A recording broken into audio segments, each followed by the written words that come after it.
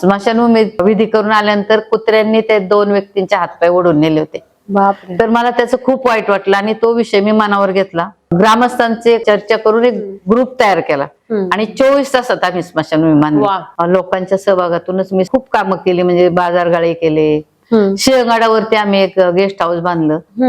त्या कामाला तर आम्हाला मजूरच मिळत नव्हते. आम्ही गाडवरती तो माल नेला होता. दळवेवाडीला आमच्या गावातल्या टाकीचं पाणी जात नव्हतं, लोकांकडूनच ती करून घेतली. आणि दुसरी जी गारमाळा लांब होती, म्हणजे एक त्या बिल्डर कडून टाकी बांधून घेतली, एक शासनाकडून एक टाकी, अशा 2 पाण्याच्या टाक्या त्यावेळेस करून घेतल्या. अशी कामं, आव्हानात्मक कामं मला करायला आवडतात. त्यावेळेस आम्ही ज्या पाण्याच्या टाक्या 10,000 लोकांसाठी केल्या असतील, पण त्या ठिकाणी आज 1,00,000 लोक झाले. बरोबर. तर पाणी पुरवठा कमी होतोय.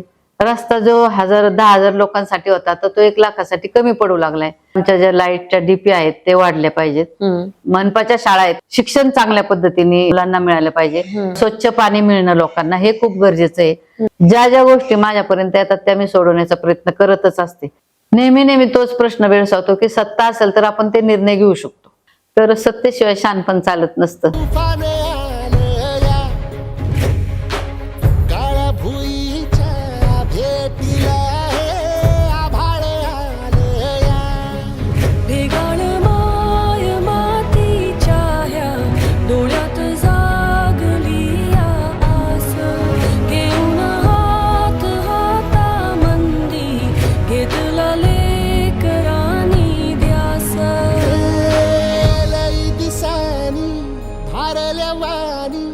शिवार झालं